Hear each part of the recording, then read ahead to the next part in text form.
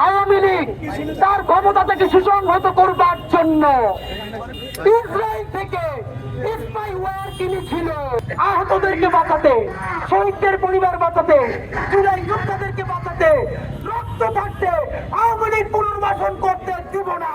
আওয়ামী লীগকে নিষিদ্ধ না করে আমরা আর রাজপথ ছাড়বো না। আমাদের লড়াইটা বড় দীর্ঘ।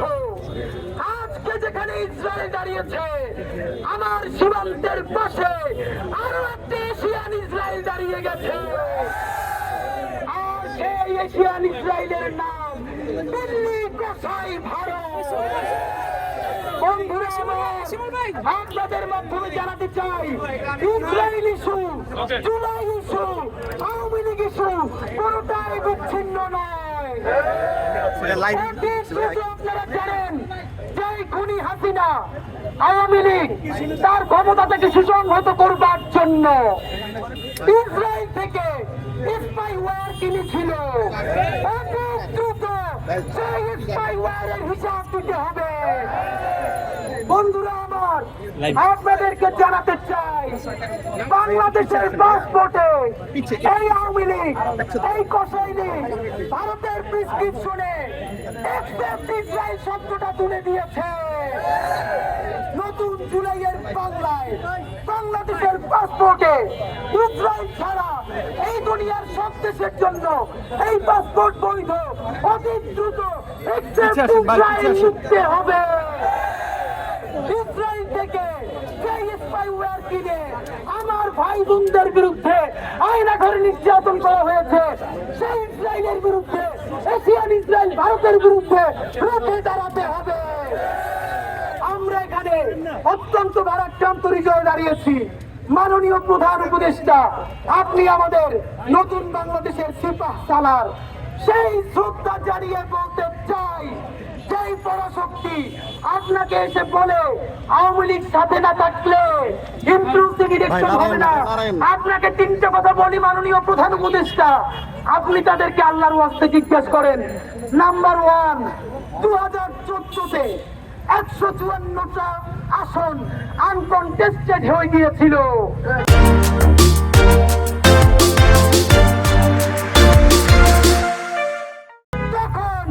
ইন্টারন্যাশনাল কমিউনিটি কোথায় ছিল? কেন এসে আওয়ামী লীগকে বলে নাই এই ইলেকশন মানি না? দ্বিতীয়ত, 2018 সালে রাতের ভোট, দিনের ভোট, রাতে ভোরে সমস্ত নির্বাচনকে বাতিল করা হয়েছে। তখন এই আন্তর্জাতিক কমিউনিটি কোথায় ছিল? কেন এসে বলে নাই এই নির্বাচন মানি না? বন্ধুরা আমার, 2024-এ আর একটা নির্বাচন তো না, কি যেন একটা করে ক্ষমতা পাকাপোক্ত করলো। এই ইন্টারন্যাশনাল কমিউনিটি কেন এসে বলে নাই এই নির্বাচন মানি না? গত 15 বছর এই ইন্টারন্যাশনাল কমিউনিটির কারণে বাংলাদেশে ফ্যাসিবাদ হয়েছে, গুম হয়েছে, খুন হয়েছে, নির্বাচনের নামে প্রহসন হয়েছে। তাদেরকে তো এই আন্তর্জাতিক কমিউনিটি তাদেরকে সঙ্গ দিয়েছে। সুতরাং আপনি তাদেরকে বলেন, আওয়ামী লীগকে নিয়ে যদি ইলেকশন করতে হয়, বাংলাদেশে রক্তের যমুনা বয়ে যাবে। 2000-এর মতো শহীদ, 50,000-এর অধিক অন্ধ পঙ্গু, তাদের বাবা মা ভাই বোনের রক্তের কসম, মাহে রমজানে এই ভরদাদার ভাইরা, আমার ভাই, আমার বোন রুদ্র সেন, রিয়াগো, আনাস, ওয়াসিম, মুগ্ধের রক্তের কসম, আমাদের গায়ে এক ফোঁটা বিন্দু রক্ত থাকতে খুনি আওয়ামী লীগকে আমরা পুনর্বাসন করতে দিব না। ভাইরা, আপনারা ভাবেন গুড আওয়ামী লীগ আর ব্যাড আওয়ামী লীগ নাই। আওয়ামী লীগ মানেই কসাই, আওয়ামী লীগ মানেই গণহত্যাকারী, আওয়ামী লীগ মানেই খুনি।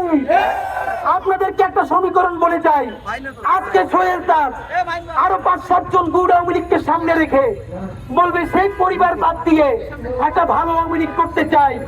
আপনাদেরকে আমি কোন পলিটিক্যাল বিশ্লেষক না, একজন রাজপথের যোদ্ধা হিসেবে মনে করিয়ে দেই, এরপর একটা নির্বাচন হবে।